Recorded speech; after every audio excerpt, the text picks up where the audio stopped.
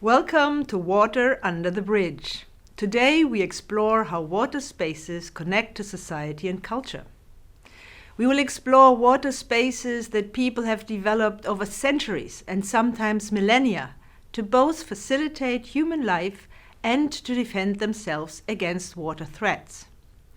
Water is essential to human life. People around the world have created buildings and settlements around water that have historically been intimately intertwined with formal and informal institutions, such as government structures, laws and regulations, and informal traditions and values. These social structures are often linked to local cultures, forming an interconnected, dynamic system, linking buildings, cities and landscapes, culture and nature. Over centuries, people have selected materials and technologies to live with water and to protect themselves against flooding, humidity, rain and snow.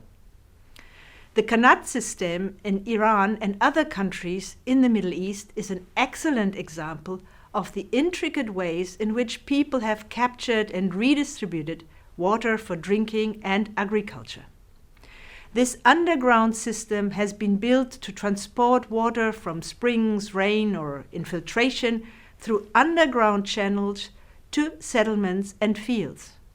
Here we see the manholes used to access the Qanat system. Using the underground channels of cool water from the Qanat system, people were even able to store ice through the heat of the summer. These buildings and structures corresponded to local water needs and technical capacities, including for cooling buildings, as shown here, and facilitated people's life in this hot climate.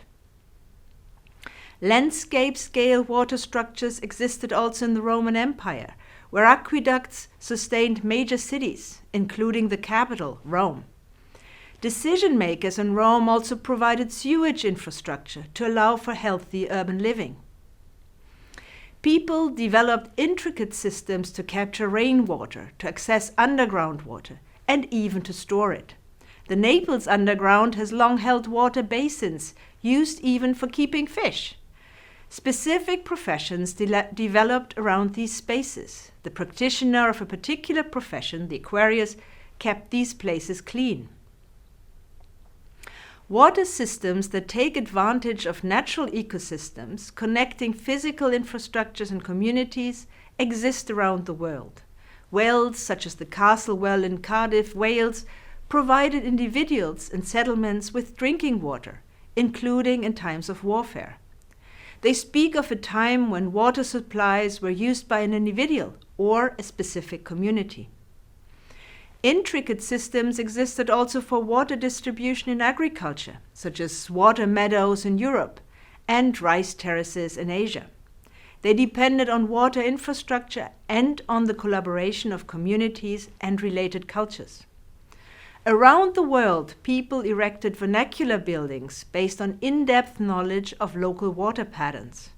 They selected materials and technologies to protect inhabitants against flooding, humidity, rain, and snow. A look at traditional Japanese buildings illustrates the complexity of building for and with water. This entrance gate at the Imperial Palace complex has a thatched roof that guides rain away from the center where people pass through. The palace buildings have external corridors and large eaves to guide the rainwater away from the interior. Under the eaves, patterns of pebbles and stones guide rainwater. The terraces surrounding the buildings also provide amazing views of the gardens. Buildings and materials were carefully adapted to the climate. Tatami mats, for example, serve as flooring. The floor structure of the building is lifted from the ground to allow air circulation through the tatami mats. Living in traditional Japanese structures had limitations. Heavy furniture damages tatamis. Users have little ability to close the walls or to build high. Diverse technologies like the water wheel helped generate power. Windmills helped land reclamation. leading to the creation of new lands such as the Dutch polders, low-lying areas that have been reclaimed from the sea and are protected by dikes. The historical Dutch windmill system called Kinderdijk served to drain reclaimed land. Dutch polders coincided with the development of governance systems, the so-called water boards, needed to guarantee their functioning and upkeep. In the case of the Netherlands, an entire defense system was built, the Dutch defense line, to flood the countryside so that invaders couldn't reach the western provinces with their rich cities.